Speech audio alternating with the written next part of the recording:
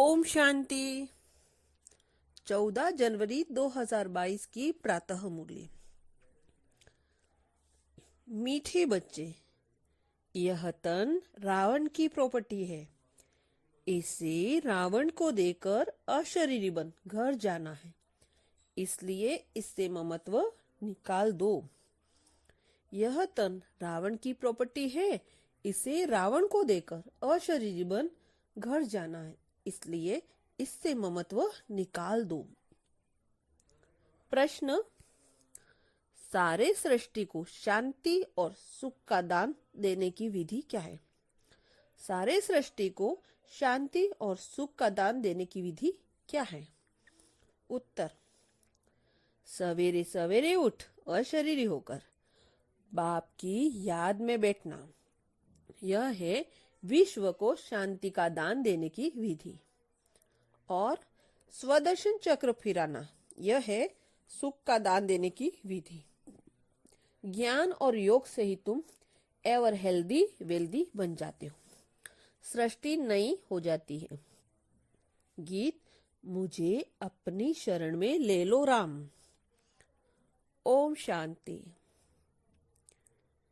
यह भगत भक्ति मार्ग के गीत गाते हैं कि हे राम अपनी शरण में ले लो। अंग्रेजी में कहते हैं कि एशलम में ले लो। हिंदी अक्षर शरणागति है। भगत गाते हैं क्योंकि रावण राज्य है, रावण को जलाते भी हैं।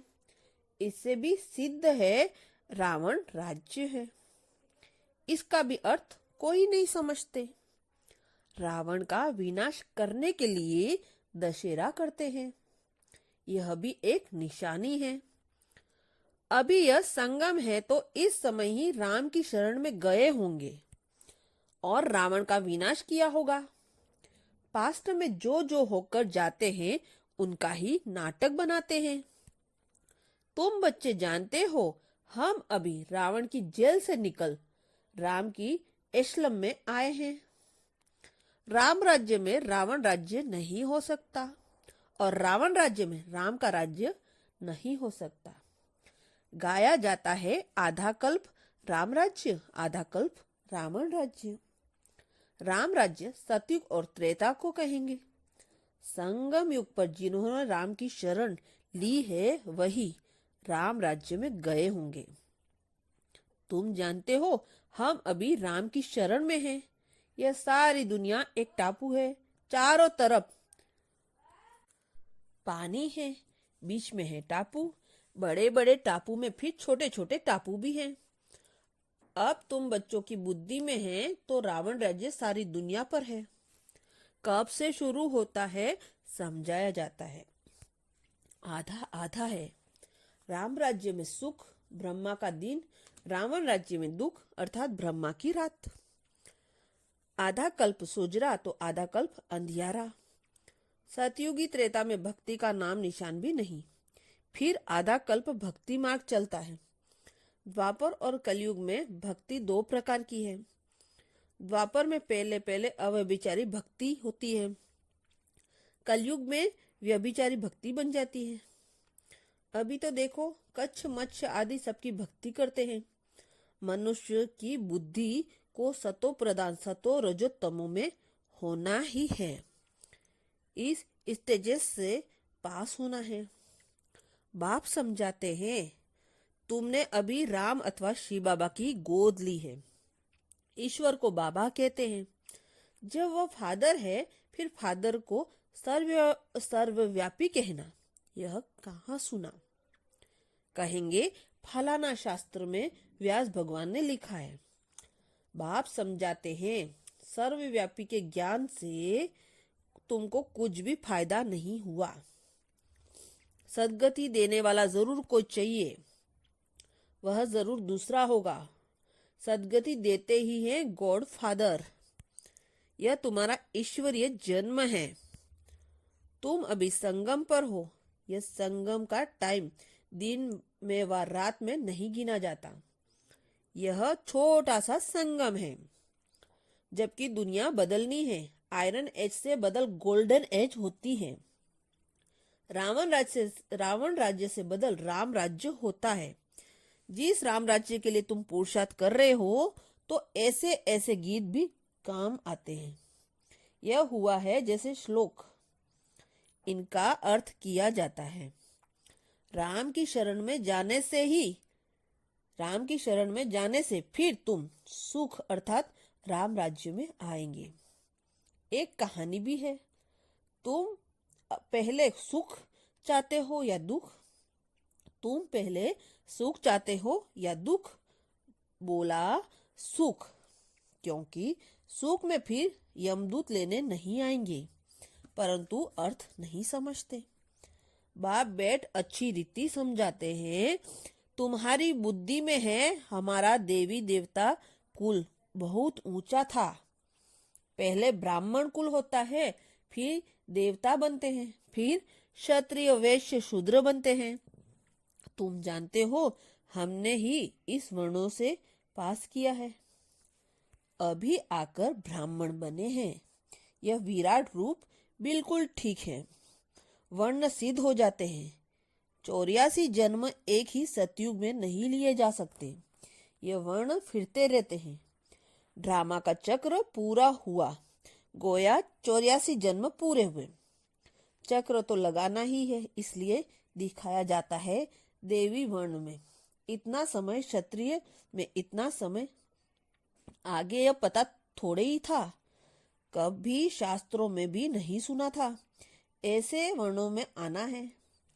तुम जानते हो 84 जन्म कौन लेते हैं? आत्मा और परमात्मा अलग रहे बहुकाल। यह बात सिद्ध कर बतानी है। पहले पहले देवी देवता ही भारत में थे। भारत गोल्डन एज था, उस समय और कोई धर्म नहीं था। फिर चक्र को फिराना ही है, मनुष्य को पुनर्जन्म लेना ही है। चक्र पर समझाना बड़ा सहज है। बाबा डायरेक्शन देते हैं, प्रदर्शनी में ऐसे ऐसे समझाना। इस समय जबकि हमको कोई दुनिया में जाना है, तो बाप कहते हैं यह पुरानी दुनिया है। इस पुरानी दुनिया, पुराने शरीर में जो भी संबंधी आदि है, उनका बुद्धि से त्याग करो। बुद्धि से नए घर का आह्वान किया जाता है। यह है बेहद का संन्यास। देह सहित जो भी पुरानी दुनिया के संबंध आदि है, उन सबको भूलना है। बाप कहते हैं अपने को देही समझो, तुम असूल में मुक्तिधाम के रहने वाले हो। सभी धर्म वालों को बाप कहते हैं अब वापस चलना है। मुक्ति को तो सब याद करते हैं ना। अभी चलो अपने घर, जहां से तुम नंगे अशरीर आए थे, अब फिर अशरीरी होकर जाना है। शरीर को तो ले नहीं जा सकेंगे, आए अशरीरी हो तो जाना भी अशरीरी है। सिर्फ कब आना कब जाना है, यह चक्र समझाना है। बरोबर सतयुग में पहले पहले देवी देवता धर्म के ही आते हैं, फिर नंबरवार आते जाते हैं। जब मूल वतन से सब आ जाते हैं, तो फिर वापस जाना शुरू होता है। वहां तो आत्मा ही जाएगी। यह तन तो रावण की प्रॉपर्टी है, तो यह रावण को ही देकर जाना है। यह सब कुछ यहाँ विनाश होता है। तुम अशरीरी होकर चलो। बाप कहते हैं मैं लेने आया हूँ। बाबा कितना सहज कर समझाते हैं। फिर धारणा भी होनी है, फिर जाकर औरों को समझाना चाहिए। तुम गारंटी करते हो बाबा हम सुनकर फिर सुनाएंगे। जिसको यह प्रैक्टिस होगी वह सुना सकेंगे। तुम जानते हो हमको इस दुनिया को पवित्र बनाना है, योग में रहकर शांति और सुख का दान देना है। इसलिए बाबा कहते हैं रात्रि में उठकर योग में बैठो तो सृष्टि को दान दो। सवेरे सवेरे अशरीरी होकर बैठते हो तो तुम भारत को बल्कि सारी सृष्टि को योग से शांति का दान देते हो। और फिर चक्र का ज्ञान सिमरण करने से तुम सुख का दान देते हो। सुख होता है धन से, तो सवेरे उठकर याद में बैठो। बाबा सब अब आपके पास आए कि आए। अब हमारे 84 जन्म पूरे हुए, तो सवेरे उठकर बाप को याद कर शांति और सुख का दान देना पड़े।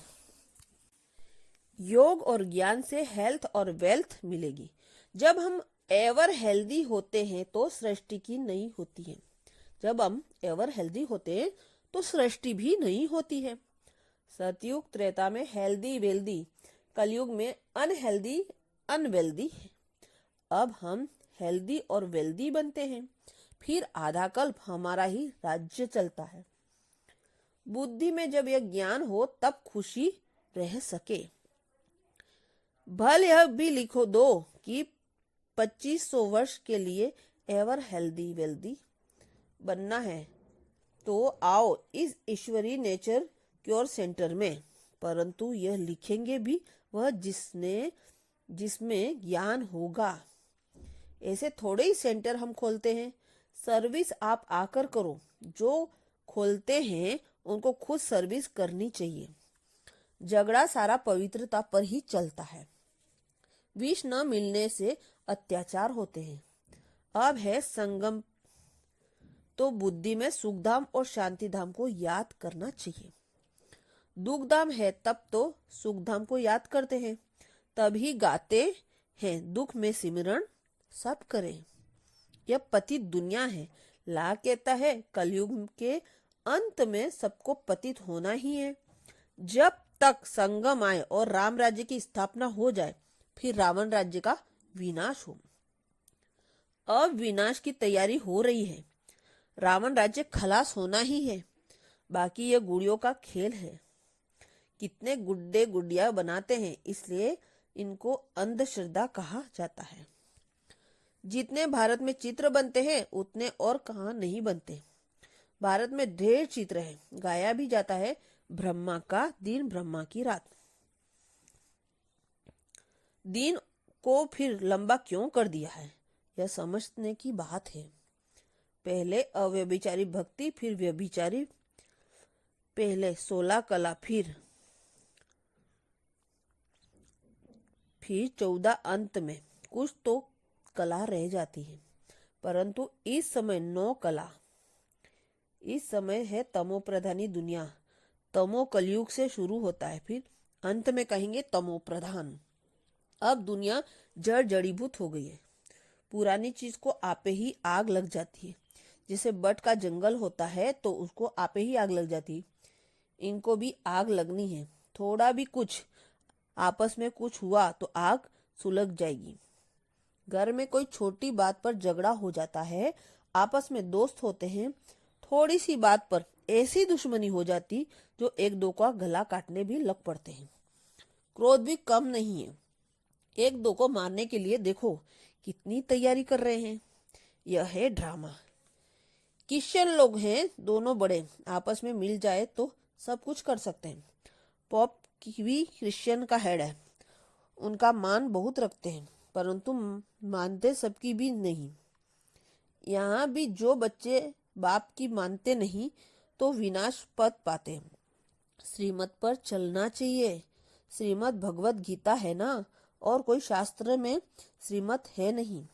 श्री माना श्रेष्ठ से श्रेष्ठ, जो कब पुनर्जन्म में नहीं आते।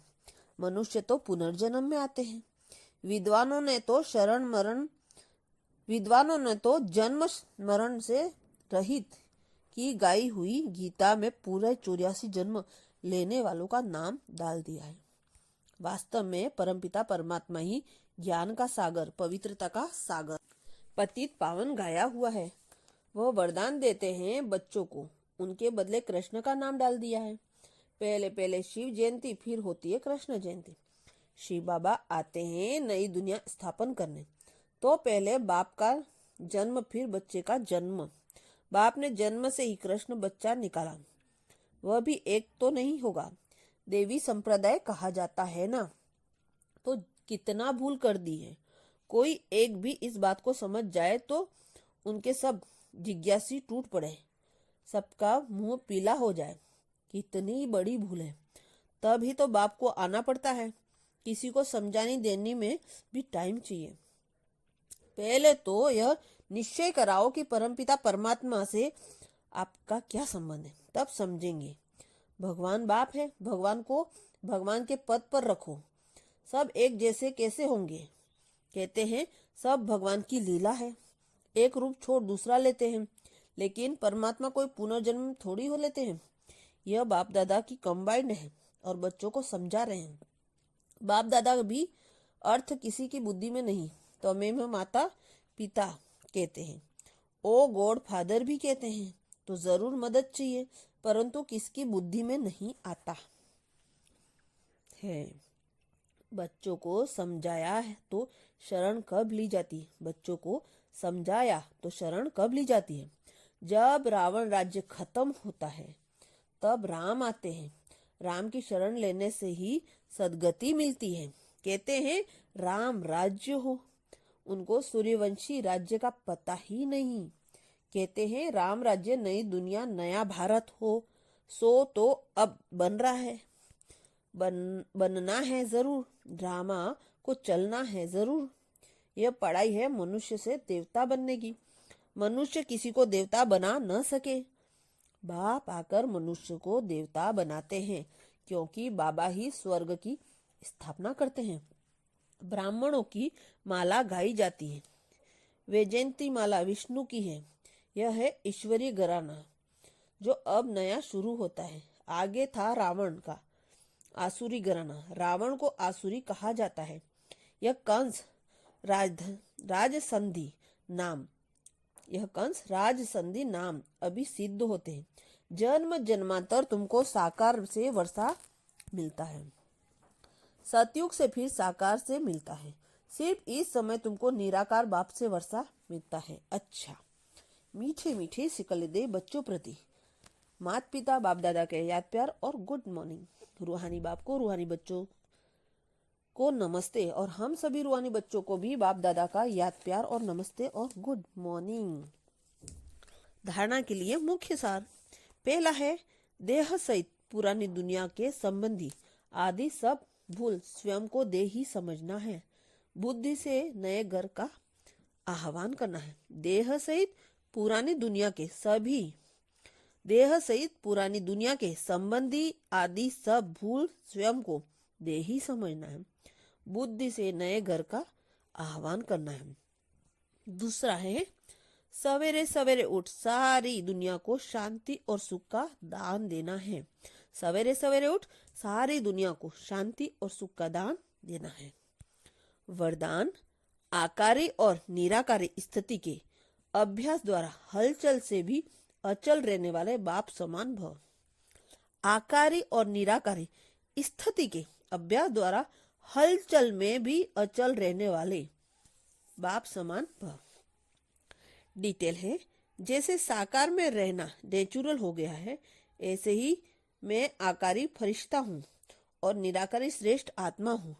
यह दोनों स्मृतियों नेचुरल हो, क्योंकि शिव बाप है निराकार और ब्रह्मा बाप है आकारी। अगर दोनों से प्यार है तो समान बनो।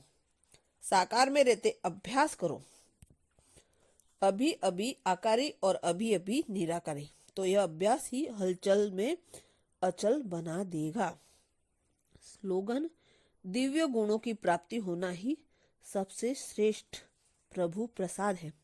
दिव्य गुणों की प्राप्ति होना ही सबसे श्रेष्ठ प्रभु प्रसाद है। शुक्रिया बाबा, शुक्रिया। ओम शांति।